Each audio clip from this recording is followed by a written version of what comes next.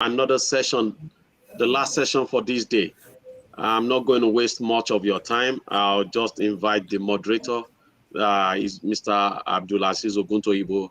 He's going to introduce the session and we'll continue the pivoting of this session from there.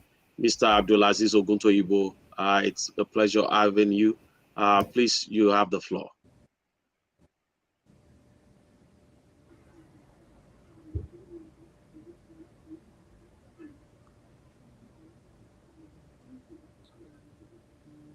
Hello. Hello. Yeah, come inside. Mr. Oguntoyibo, the floor is yours. Okay. Yeah, thank you very much, Mr. Mayowa, and I'm highly delighted to meet my co-panelists with different vast experience in the microfinance sector. Like he said, my name is Abdulaziz Oguntoyibo, and I'm the founder and CEO of Isusu Africa Limited. So basically, what we do is we provide digital platforms to support microfinance operations across different segments. We have the savings and credit cooperative organizations. We also have the non-bank microfinance institutions, and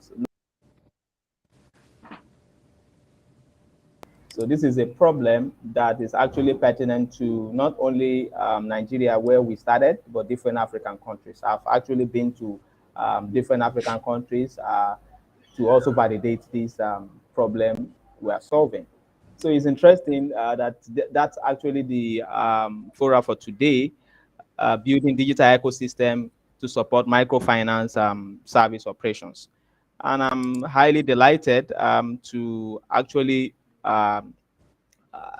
share, to also understand some of the potential insight you have based on your expertise in this sector. It's really, really important for us to understand that microfinance services play a vital role in providing financial support to the unserved and unbanked populations worldwide. With the kind of report we have from the World Bank and from the African Development Bank, we have over 332 million financially excluded people in Africa, out of which 60% are actually female. This is letting us know the potential of financial inclusion in building different products. And it's also very important that most microfinance institutions today, and also credit cooperative societies, they also run manual operations. Interestingly, before I joined this session, I was interacting with a founder of a SACCO here in Nigeria, and they're trying to leverage our platform. So getting insight from them in terms of loss of data, in terms of reconciliation, and several other challenges they face to scale their health for their customers. And it will be interesting to start with our panelist, Lydia, to hear from you. What are the key drivers behind increasing adoption of digital ecosystems in microfinance services? Okay, thank you very much for that question. Okay, in Kenya, I think there's a lot which has been said. Sorry? Can you hear me? Yes, I can hear you. Can you? Am I audible? Yes, I can hear you. Okay. Our other colleague, can you hear me? Yeah, go ahead. Yes, you can. Okay. Yeah, so yes, let me you are okay. So if you don't mind, please ask the question again. I think I got distracted and it disappeared, like I was telling Olule earlier. I think yes, you are audible. You can go ahead. Okay. So you asked what are the drivers for Please ask the question again, if you don't mind.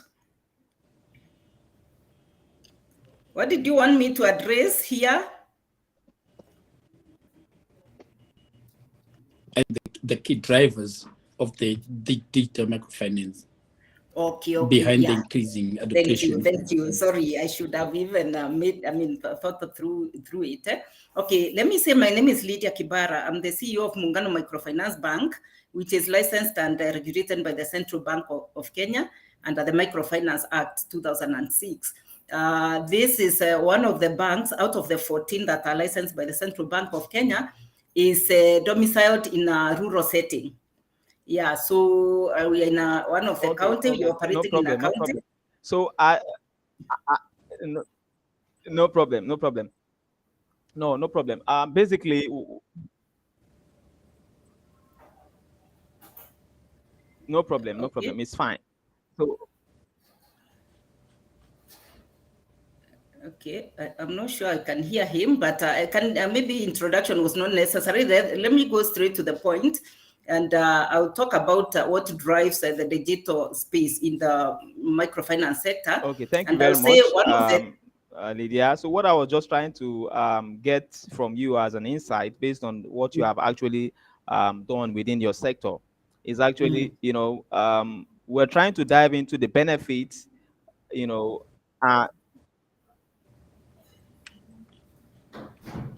yes. So I think we're having a communication problem. Huh?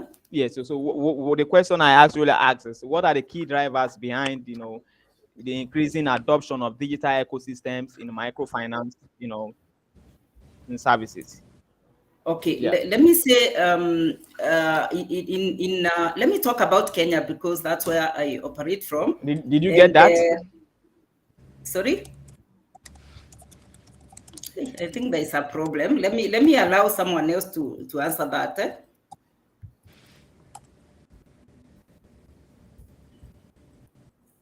As I sort out, because I'm not sure whether we are communicating, because the moment I start, it's like, you're also talking, so it looks like we are not communicating. Maybe you try putting off your video.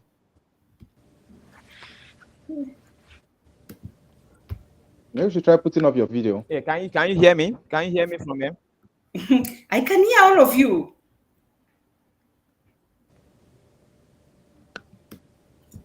I'm able to hear you. Can you see me? Can you hear me? Hello, I'm coming in. Is there any problem?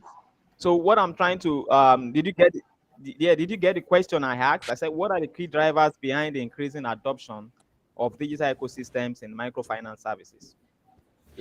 And how this digital ecosystem, provide access to underserved populations.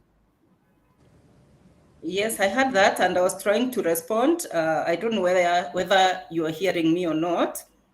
Yeah, but what I want. Yeah, you can go ahead, please. Okay, thank you. And sorry about that hiccup. Okay, I'm saying in Kenya, the main drivers for the digital, adoption is convenience. Let me say to start with is about convenience in terms of is the accessibility of the services. Like you can go ahead, please. Go ahead. Yeah, I think there's still a problem. Is everyone not hearing me, or it's our moderator who is not hearing me? Please go ahead. We can hear you. Okay. Yeah, okay. I've seen others say also they can hear me. Okay, so I was saying it's about convenience. Everyone wants to access financial services with ease. That means you can have a 24-hour operation from wherever you are. That's one of the key drivers of adoption. The other one is, of course, on the part of the banks, it's ease in delivering those services, and including the accessibility of, let me say, when you do, like, for example, there is a lot of, digital space gives us a platform to deliver information, and this information can actually spread very fast. So through messaging, we can be able to reach out to, a wider network, and the geographical, we are able to reach out to a larger geographical area. So the 24-hour accessibility, the convenience in the ability to make savings, the convenience in... Yes, we can. Hello? Are we okay? Yes, we can. We can hear you. Yeah, we're good. Okay. So let me say, on the part of the banks, the issue of ability to deliver services with ease, and also reach out to a bigger network at a go, through messaging, through, let me say, when customers are out there and they're able to access the bank to make payments for loans, and also to access payments, to access loans, let me say credit facilities, also to be able to make savings. It makes it so easy, and I believe that is the reason that these platforms, digital platforms, have been adopted, or easily accessible. So considering that the microfinance sector is not well capitalized, mainly, and especially in our country, I think Nigeria is a bit different. Yeah, so we find it also cheaper to reach out to a larger, geographical areas and larger clientele at a cheaper cost. Yeah, I think I can leave it at that for now.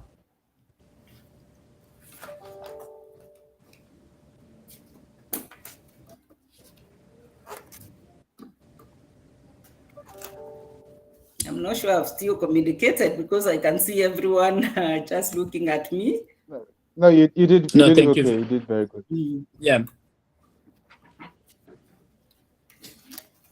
I think the moderator has some challenges with the internet.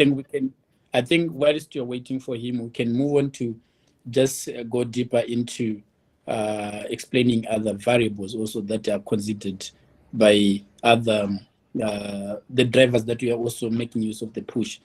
I think some of the things that are pushing people to go digitally is the advantages in it, and also the changing in the world. If you also see most of the MFIs and most of the financial institutions, they are more moving into customer-centric, where they are looking at the benefits of involving everyone in the system. So that becomes a drive, which is actually driving everyone to move into the digital, because it is the easiest way to bring everyone on board. And also we look at the cost involved in managing the operation risk, and people, every financial institution is trying to move into digital era, so that they can reduce the operation risk, especially the repayments of loans, carrying sums of money, moving into the brick and mortar branch and so forth. So because of that, we were trying to reduce the operation risk. People are now moving digitally. And then we also look at the other things like the new business models, which we now have these days. Look at people who have been in the business since 2 decades ago, and they've a lot of number of clients they're serving. They're now looking at into how accessible, how easily can we come up with different models, different products, and then move into our same clientele base. This brings the issue of, if you look at peer-to-peer lending, it is just being developed from the clientele base that we have and trying to bring other clients on board as well. I think that also becomes a driver. The new business model which are coming is also becoming a driver. And then we look again into the need of a partnership and collaboration has become a key in saying everyone is now saying we can't go on our own. We need to go with someone. And then we are now moving into an era where we say someone focuses on another one, and then the other one focuses on another one. If someone is an expert in bringing the technological on ground, someone is maybe a techno, or maybe is someone who is experienced in managing the clients and so forth. they are now collaborating and then bring the system which can then maybe bring the client, manage the client, and so forth. So it's those the partnership and collaboration which are happening, which are now driving the need of moving into the digital thing. And then the other thing that I've also noticed, which is happening apparently, is also the need to protect our clients. Everywhere we are going, we are trying to make sure that the client, they have every transaction at their fingertips, and they can trace what is happening to their account. They can trace what is happening everywhere on their fingertips, wherever they are. So I think that needs of want to protect the clients and making sure that everything is being run efficiently is also driving people to move into the digital. Thank you.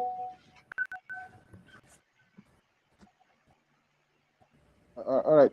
In addition to what my co-panelist just said, partnership and collaboration has been a key thing in driving financial inclusion on the continent. Basically, what we've been doing in the last few couple of years is try to see how we can partner with MFIs to simplify their operations, and also see how they can expand their business, moving into other rural areas, using agent banking tools and all that. Yeah, basically that's what we've been doing to see how financial inclusion can be, the gap in financial inclusion can be closed. Yeah. So and again, not much has been said about financial literacy, which is one key area which we've been looking at, working on, to see how our agents, likewise customers, can be educated on financial literacy, because it's key. If they don't understand how to use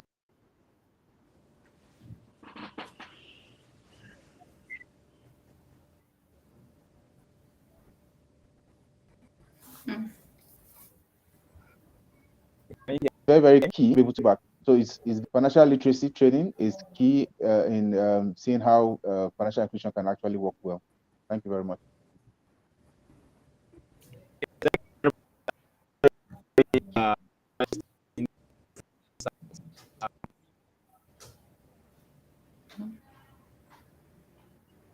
I think with that we can move to the next, trying to elaborate on the essential components of this, what you call a robust ecosystem, digital ecosystem in the microfinance sector.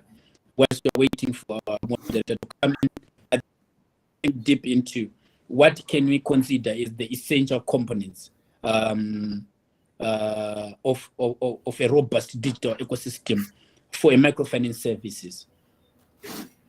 Maybe by way of introduction, my name is Joseph from Zimbabwe. I'm serving at a microfinance which is called Wilbay. I'm operating there as an managing director.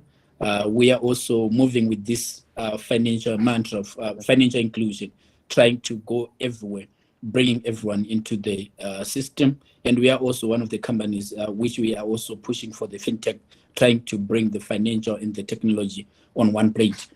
So we are also moving with these partnerships and so forth. So happy to be here presenting and hearing other people what they think, and also sharing what we are going through. Thank you very much. So we can then take it to you, say, maybe on the components of the robust digital ecosystem in the microfinance sector, the essential components.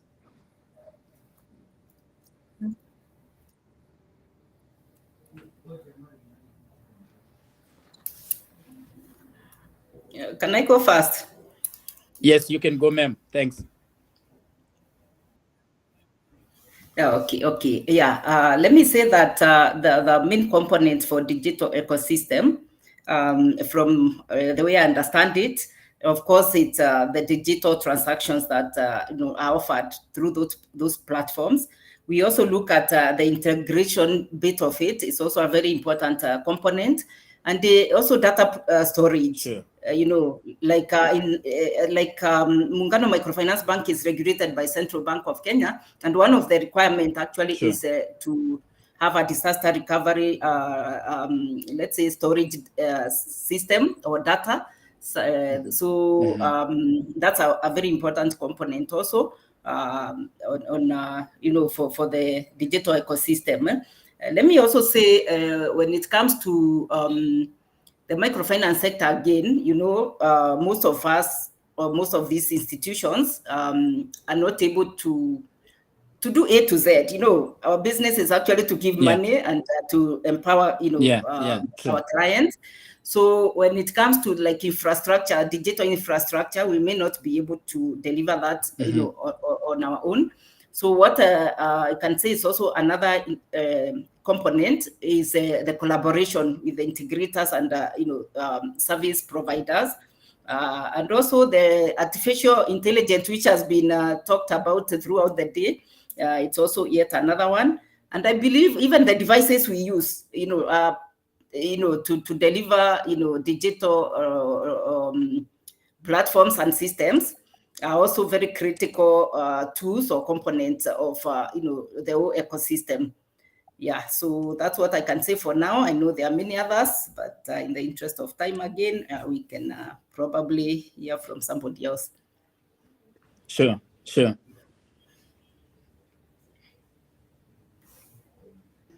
So can you hear me? All right. We can hear you now. Yeah, we can.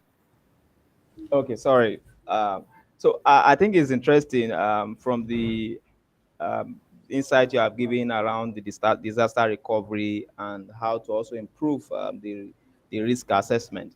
So I was also want to share you at this some of the interesting experience we have here in Nigeria. During the cash change policy that was towards the last quarter and this early this year.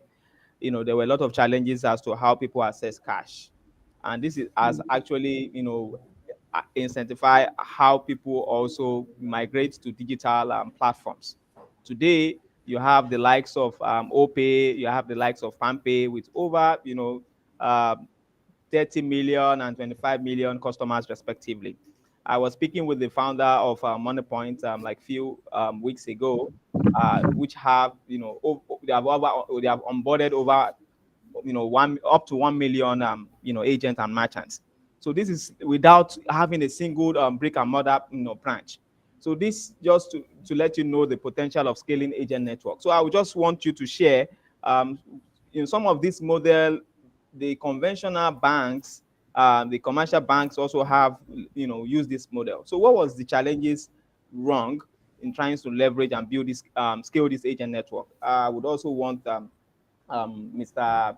Yemi to also address that.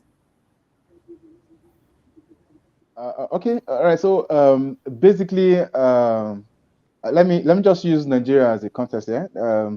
In Nigeria, I think lots of people have lost confidence in the Nigerian banks, so to say, and because during the cashless policy, when the cashless policy was introduced, transactions were made so difficult for people to do on their platforms or the banking platforms. So people relied on the fintech platforms to perform their transactions. Yeah, even likewise, we had lots of agents on board at that period. Though we're not really prepared for it per se, because we didn't have enough POS terminals to go around people. Yeah, which eventually what we did was to make our app possible for agents to be able to withdraw via the in-app solution, whereby you don't even need a terminal to operate a POS terminal to be able to operate agent banking.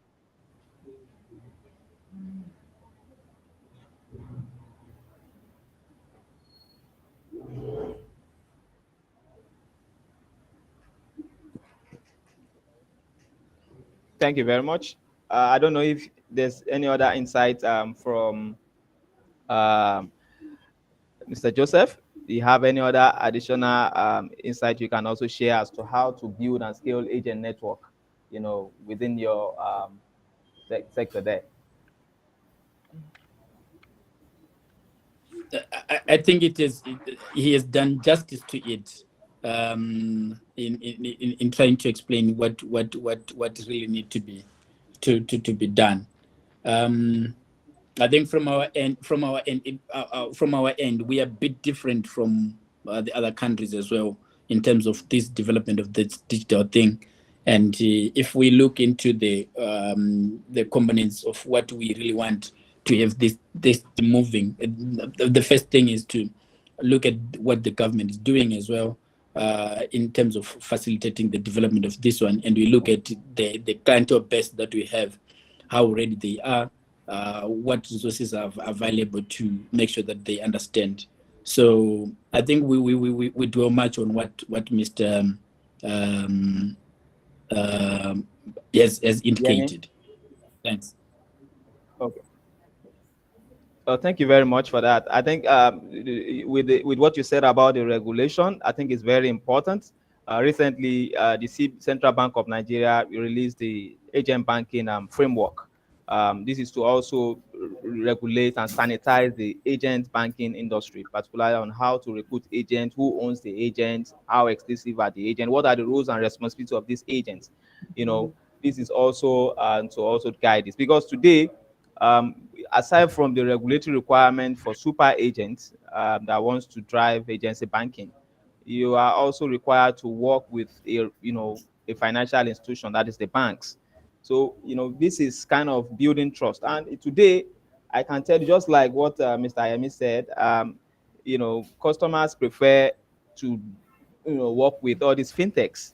In terms of agents, in terms of customers, they want to do cash in, cash out, prefer to banks. So it's not only about what kind of best practices can be put in place to build that trust and security, enhancing digital transactions. And you also look at the risk. We've been hearing different scenarios of platforms that has kind of high kind of risk in terms of the security of money. I was with a bank, a top executive yesterday, trying to lay a complaint, and it's interesting that some of the banks are even removing some of the fintechs from their transfer list. So what kind of best practices can be put in place to build trust and security in ensuring seamless secure digital transactions? I don't know if Lydia can actually address that. Yeah, thank you again, moderator. Actually, the issue of trust is becoming a big thing between the collaborators and especially the integrators of those digital systems. My feeling is that to enhance that kind of trust, we need to do a little more, especially I would imagine if you have an integrator, if part of the financial institution shareholders would probably sit in the other institution, that kind of trust can be enhanced. Otherwise, I know as it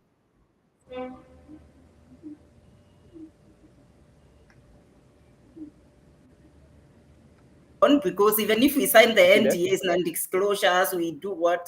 Sometimes I realize, or there have been incidences, okay, in other institutions where the service provider is, or the integrators, even disconnect services because of even personal issues. So the other thing is to deal with regulated platforms or service providers.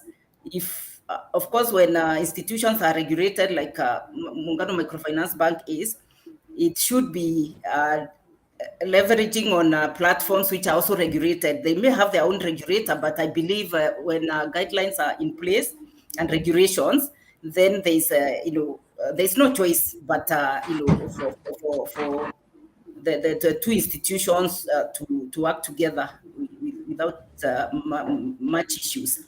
Again, I know very well when agreements are being signed, people need to, or the two institutions need to really get like a mediator or an arbitrator in case there are disputes, we agree very well that you cannot take some actions until probably you go through that kind of arbitration if there are any disconnects at some point. So yeah, being regulated and dealing with the regulated platforms or technology service providers can go a long way. And again, like I was saying, if it can be proper partnership where both institutions have interests, in each other, I think that can really resolve the issue of trust. Thank you.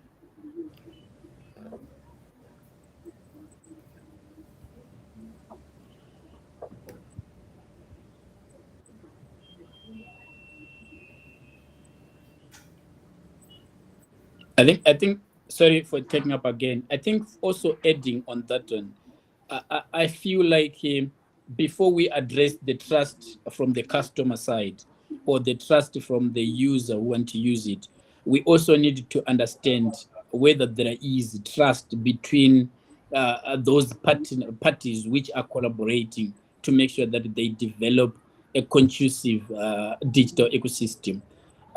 If there is no trust between them and maybe sharing the same, they are not in vision. It is it's going to be very difficult for us to talk about the clients trusting the system that we've come up with. I'm just saying, like what Mem was saying, is saying their purpose or their duty is to make sure that they offer credit to clients. But they now want someone who bring in a vehicle which allow these finances to reach the clients in the rural, maybe in the town, whatever, convenient. So it now come to say that vehicle that have been brought in to collaborate with, do they understand the vision of this financier? Or maybe do they understand what partnership?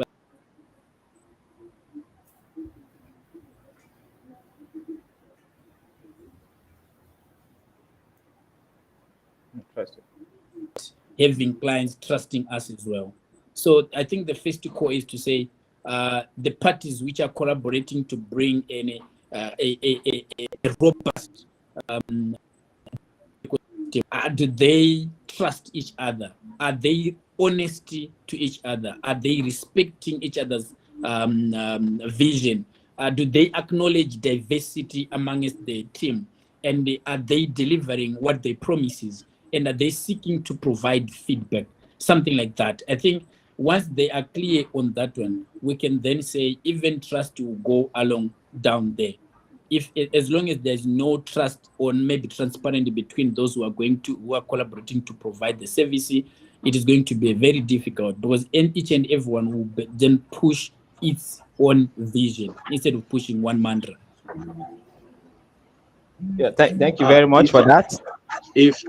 if I may Okay. come in on this, Okay. if we look at the ecosystem, we need to look at it holistically. Yes. Yeah. Most times when we talk about digital finance, the ecosystem, we seem to focus more on the technology side Yeah. and the finance side. But the most important out of all this is they cannot exist in isolation. We must always look from the customer's point of view, Obvious. from Yeah. the customer's perspective. Because irrespective of what we put together, if it is not adequately meeting the yearnings, the need of the customers, the ecosystem is not going to be robust. We can only have a robust ecosystem when we start to look at what our customers need, what our customers want. And in the line of the conversation we are having, at every point in time, I would like us to interject what is our customer expectations. Yes. What are the customer expectations? What need are we meeting? If we are not meeting their need, should we still be in business, or are we going to have a robust ecosystem? So as we go along, let us look at that critical point. Trust must be between the customer and the financial service provider. and the customers must have trust in the technology. Yeah. I've seen people in very, very high financial position, financial institutions, who have refused to use digital form of banking. Even ordinary swiping of card, they say no. Or check your account on the internet, they'll say no. So now we're asking those people to now use their mobile phones for transaction. I think we need to delve into that and see how we can create that collaborative um, ecosystem. Thank you.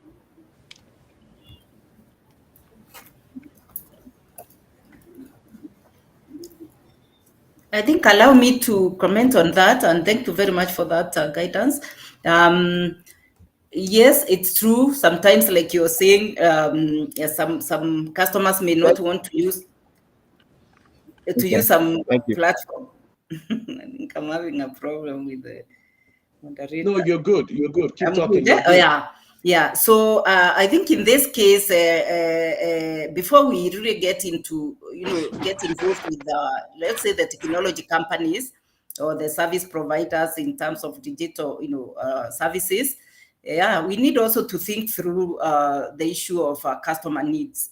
If we can do proper research and give customer-centric products, I'm sure, and a lot of capacity building in between. I'm sure even that trust of the new technology would be embraced even by the customer and would be trusted.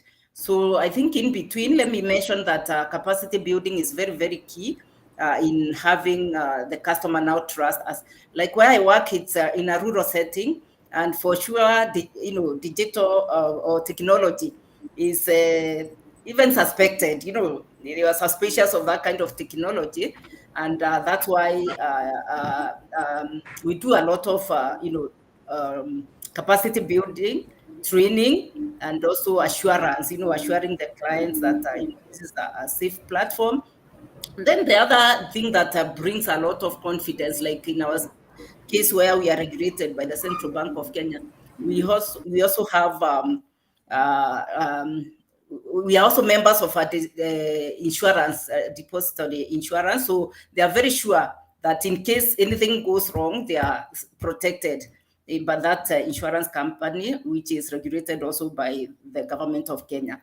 So yes, I think capacity building is also very key, and also offering services and products that are responsive to the customer's needs. Yeah. All right, let me pick up from where Madam Lydia just stopped. Capacity building, yeah. Yeah, so for example, like the agent banking, yeah, you need to develop because they will be the people serving the Thank immediate you very much. community. Yeah, so the agents are the people serving the immediate community. Yeah, so for you to be able to really reach out to the rural areas, you need to um, uh, you need to empower them. You need to empower these agents by training them, retraining them always, and in return, they can be able to serve their immediate community. And then we're talking about products, different centric products, towards the clients.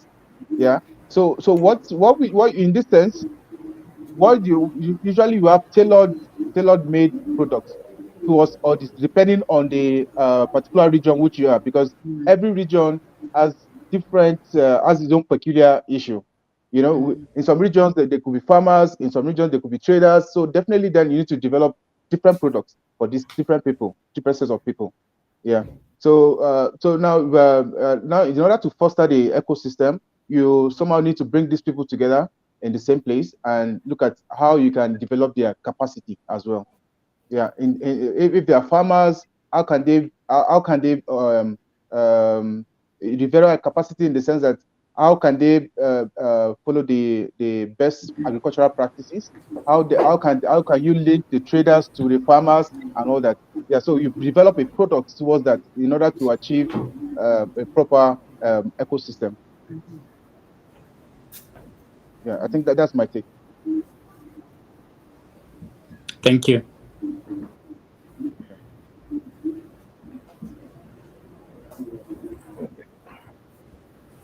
Yeah, thank you very much. I think a lot have been said around the capacity building, building trust and the likes. It's really, really interesting to get some of this insight from you. I think it's also very important for us to look at product development. Microfinance institutions, they are well known, structured to cater for the grassroots, for the low income earners. So there are a lot of products that are being.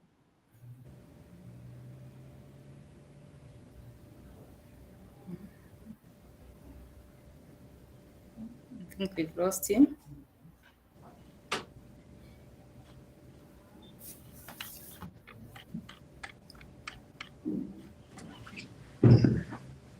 Yeah, looks like. Yes, I think he was talking on product development vis-a-vis digital Yeah. solutions and microfinance clients. I think he's So back on. If you are looking at how to actually build this financial product to meet the needs of the customers, what are the factors that are actually being considered? Because it's not only about to open accounts. How do these products meet their financial goals in terms of effective and inclusive savings, microcredits? I was speaking with a client we onboarded in Zambia. I think the upper year last year, and it's interesting to know that they charge close to like 30% monthly interest. You understand? And we're like, these are micro, entrepreneurs, micro SMEs. How do they pay with this kind of interest? And they said they pay it conveniently. So if you look at that kind of case study in Zambia, you can't compare the same model here in Nigeria or in Kenya or in Rwanda. So what are some of the factors, that is being considered to build, scalable financial products that would meet the inclusivity of the customers, of the clients, of the microfinance clients? Maybe Mr. Joseph can actually walk us through that. Thank you very much. I think in terms of product development, like what it has been we were discussing, we really need to put the customer first. Products are not developed from the office. Products are developed from the market, where the clients are. We try to come up with what is convenient for them. What exactly are they looking for? What do they want to do? And from all those insights can then help us to bring the product on the board to say the type of clientele that we have in this area, they're looking for something like this. And then we develop something that fits or maybe address their concern or address their needs. And in terms of how are we going to come up with the pricing thing, it's also about affordability. It's also because the pricing captures a lot of things in a microfinance setup. Let us also not forget that as we are trying to discuss about this digital thing, most of the microfinance are still operating in a traditional way of having feet on the street and making sure that they identify the clients, identify the potentials, identify those needs, and identify the products which are required. So in product development, it's almost about what exactly they want. We come back on the office and say, this is the need. How can we structure something that fits the needs of these people? And the way we are structuring it, we need also to ask to say, already, this is how far they are. How are we going to deliver it to them? And how are they going to pay back? Comes in the issue of maybe bringing in the issue of technology apart from. But just an ecosystem, just trying be ability of identifying to say, our traditional way of lending is just lending money. But we have identified a client who is in the rural area who just need a beast, or maybe they just need a plow, or they just need the fertilizer, something like that. So we then say we are trying to be involved and maybe bringing them in place, and then develop something that suit them, and then come back and say what vehicles are we going to use to deliver this plow, this beast, or maybe what vehicles are we going to use to monitor the repayments? What vehicles are we going to use to collect the money from where they are, instead of them moving to our brick and mortar branches to make payments and so forth. Our case here, let me just highlight some of the cases in Zimbabwe. Like I said, to say most of the microfinance are still moving on a feet on the street approach of having people moving to the rural areas, identify the clients there, identify the potential, identify whatever they want to do, to try to do. And then we try to see what technology can we use in terms of delivering the loans there. If it is money they are requesting, what sort of technology do we have around? If it is an item they need, we are looking at what sort of partnerships are we developing with anyone who is closer to them, so that they can pick whatever they want.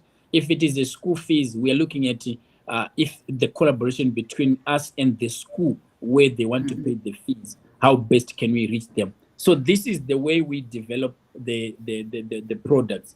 So in terms of bringing in new technologies, it is almost about addressing the product that we have hear from the customers, and then say, what technologies can we apply to bring these guys on the route?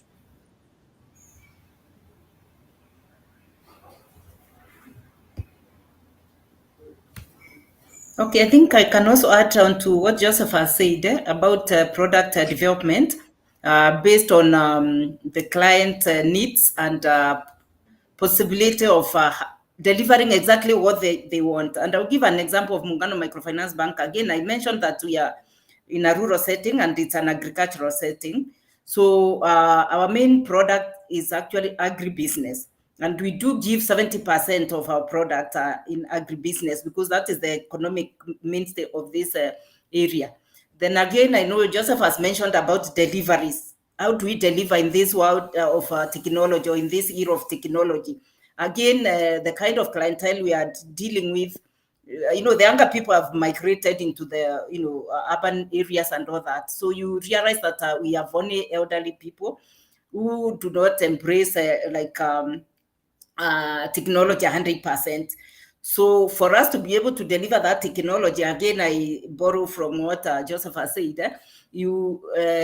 Agency banking is the closest to the brick and mortar.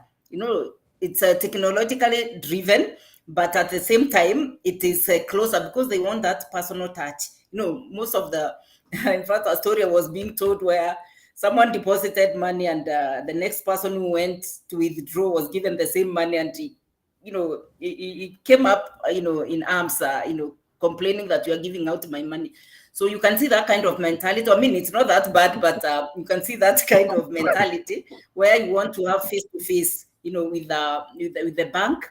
You want to have face-to-face with someone who is giving you the money. Again, we can look at literacy level. Like I just mentioned, we have clients who are 85, years and above, and very, very well endured in terms of economic activities around. But again, are they able to deal with the technology? Again, now the issue of fraud come in, because they may have to rely on someone else to go through, if we say, like, for example, you send a message, you have this product, or this amount has been paid, because they do a lot of dairy farming around, and they are paid, and of course the alerts will go to their phones. So there are these young people probably who are not doing anything, and they are preying on those elderly people. So again, that's why I'm saying we have to think through and see what kind of technology are we advocating for this kind of clientele.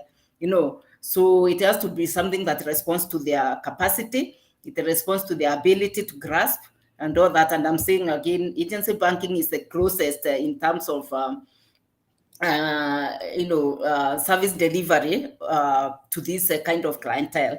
Of course, those are not our only clientele. So we have others, because we have also mobile banking and all that, where you can do B2C, C2B, and the like.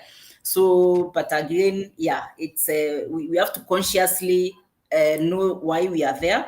We do not drift our mission as microfinance banks or microfinance institutions, and ensure that, like I think someone earlier on mentioned that we can have hybrid, sort of products and services, and that's what I would advocate for our kind of business around here, where we have that category that is able to do 100% digital, online banking, everything else, and then there's this other one which, even going out to the bank is a privilege. They feel good, they're out of the house. Maybe that's their only outing day. Yeah, so we have to consider that even as we shift from brick and mortar to digital banking.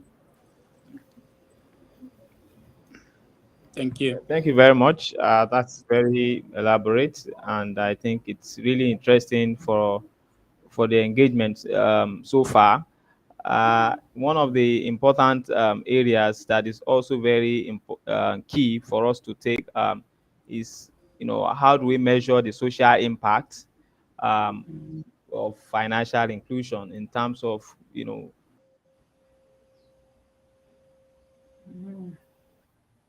clients. Now, how is the impact now redistributed, across board? And I think it's really, really very insightful for us to also understand these benefits. So, in closing, I think we've had a very, very, engaging session from the different lessons we have learned, we've gathered from, the wealth of the experienced panelists. We want to use this opportunity to thank you for this wonderful session and for this engaging session. And I believe the audience would have actually gathered a lot of interesting, insights. So I think with the closing, I would want every one of us to actually at least give us what are the emerging trends and future directions, in the evolution of digital ecosystem for microfinance services. Closing with this, you know, leveraging the government and policies that would also be incorporated to enhance these emerging trends and future directions. So I would want to start with Mr. Yemi. I believe we are here, both here in Nigeria, so you can actually give us, Yeah. your last remark on that. All right. First, I want to quickly say thank you to our host. It's been a great eye opener for me. Likewise, yeah. So basically, I would still say partnership and collaboration is a way forward for us to be able to achieve financial inclusion. Yeah. Yeah, because with the release of the framework for mobile banking and all that. Yeah, the government has been doing great in terms of in terms of that, but yet lots of fintechs can't afford to they can't afford to pay for these licenses. So the best way to go is to collaborate, partner with different fintech companies that are already they're already out there who have possession of these licenses. So for me, I would still say for us to be able to achieve financial inclusion, partnership and collaboration is still key. And yeah, financial inclusion it doesn't have to be about fintechs alone. Yeah, even fintechs too need to partner with MFIs. So these MFIs, because they are people in these areas. Yeah, we've seen in the north. I'm based in the northern part of Nigeria, which is the Plateau. We're in Plateau State. Yeah, and what we've been able to do is partner with these microfinance banks, MFIs, to reach to be able to offer more services to them. You know, in terms of cash out, cash in, loan services. These are different ways which we've been able to to achieve financial inclusion on our own part. And lastly, we're talking about the literacy level. Yeah, we like what we do is engage the community. You need to engage the community more often to create awareness, talk to people. I mean, to increase their literacy level in terms of financial services. You know, so basically this is my contribution. Thank you very much.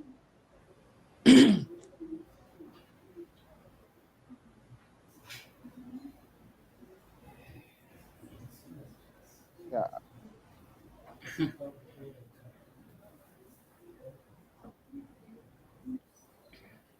Yeah, I'm done. Yeah, thank I you. think Ma'am Thank you Lydia very can much for take up. that. Mr. Joseph. Thank you.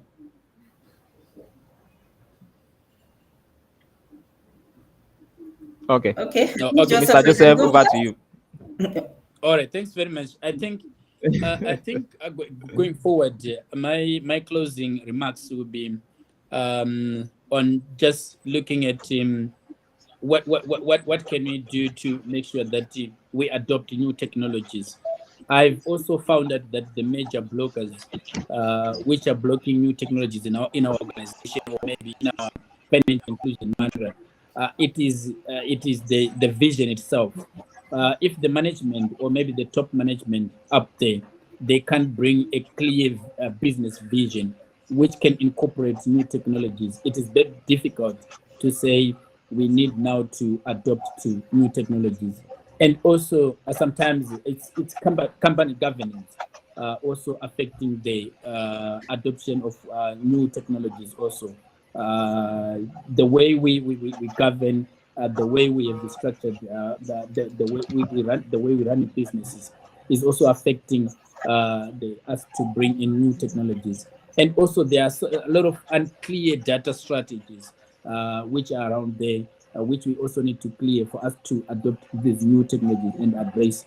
We all agree here that if we still remain on a feet on the street approach, we will find ourselves irrelevant in the near future, if not now. So what we need is to make sure that whatever we are doing, we are bringing in the technologies which are available. Of course, it's not only about the tech thing of bring the mobile thing. It's also on our how do we develop the products, how do we develop the process flows, how do we use some of the analytics which are available. Some of these decisions that we make, we are just making them subjective. We are not using data-driven tech to come up with the decision. I think by so doing, we will be able to adopt new technologies which are coming in and which addresses our customer needs. Thank you.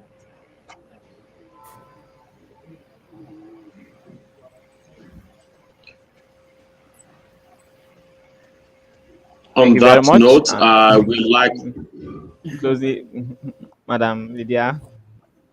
Okay, thank you. Thank you very much. Yeah, mine will be very brief. Is just to mention that in the financial inclusion space, we cannot lose cognizance of the role that digital transformation has played in getting or bridging the gap of that financial inclusion matters. But I would also want to say that even as we move towards digital banking, digital services, or financial services, we should not lose focus on the mission that microfinances have to ensure that we bank even the unbankable, the underserved, the illiterate, and everyone else. So as we move towards the financial the digital financial services, let's also remember very well that we need to be considerate of that kind of sector we have talked about and offer, like hybrid kind of product and services that will embrace everyone. So in the ecosystem space, we also need, I believe, from what has been spoken the whole day, we need to have a round table, with all the players, the stakeholders. We need regulators on board. We need the consumers on board. We need the service providers on board. We need the microfinance or financial sector on board, so that we come up with an amicable or a more regulatory area in terms of technology and digital services. I'm sure we can harmonize this, reduce cost, and reduce cost and still offer a very efficient services to everyone as need arise. Yeah, so I think I'll leave it at that, and appreciate so much the opportunity that we were given to speak today. I know we are the last lot and everyone seems quite tired, but even from this particular panel, we have at least delivered something that everyone would use so much. Thank you very much, and thank you all for the wonderful session and the engagement so far. I think we really, have actually, discussed, more on how we are able to enhance, and build sustainable digital ecosystem to support microfinance operations, scaling digital financial inclusion for everyone in Africa and beyond. Thank you very much. Over to you, All right, thank you very the much. host. Yeah. Thank you, everybody. Despite the fact that we have the technological challenges, the spirit of Africanness in us, the spirit of Ubuntu, the spirit that we must get it done came to play. And you can see as enlightening, as interesting, and as inciting the discussion went.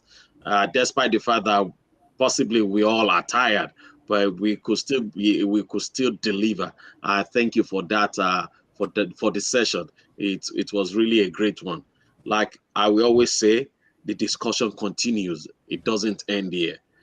We've really dealt with everything that we need to talk about scaling up. Let's keep doing the job. Let's keep doing the work, and let's keep putting our customers in perspective in everything we do. Mr. Adebo, thank you for showing up. It's a pleasure having you. My very good friend Joseph Torre, it's nice to see you, and thank you for coming in and to share your experience. The moderator, it's nice having you. And to the biggest person in the house, the lady, Lydia Kibara, it's nice. It looks as if we're not going to make it today, but I'm glad you came in and you gave in your best. It's so exciting being with you. I appreciate every one of you. This is the last session for today. Tomorrow is another good day. We all see you tomorrow morning. God bless you. Have a good evening. Bye-bye. Bye. All right, Bye thank you. bye. Bye. Thank you.